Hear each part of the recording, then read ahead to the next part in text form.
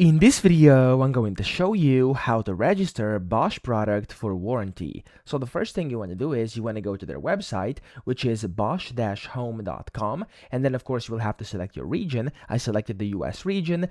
For you, it may look a bit different in case you are in any other region, but it's going to be pretty similar. After that, you want to go to the very bottom over here, the bottom of the website, and under owner support, you can see it's going to say product registration. So just click on this over here.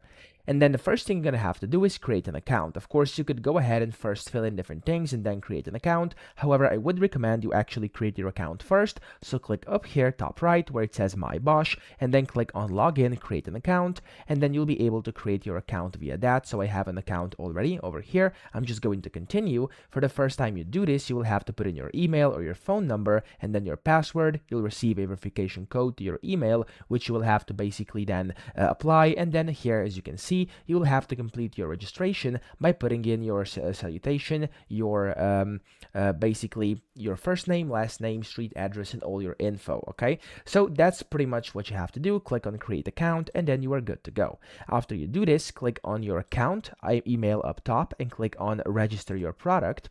This is going to take you to this page we've seen earlier, and then here you first will have to find your model number over here. It's going to guide you how to do it. Now, depending on different products you may have, it's going to be a bit different, but usually it's very easy to find it. And then down here, as you can see, you can go ahead and type in your model number, or what they call it, the ENR, so the E number. And then here you also have to type in your delivery date and then the FD number as well as your serial number. So here you can also, in case you cannot find your model number, you can select the category over here, and then it's going to basically show you where you can look for it, which is very convenient over here. So just go ahead and use that in case you don't know how to get it. Then click on the register, log in to register the products, and then here you'll be of course able to register it for warranty. So that's how to do it. I hope this video helped you out. If it did, please subscribe to the channel and help me out as well.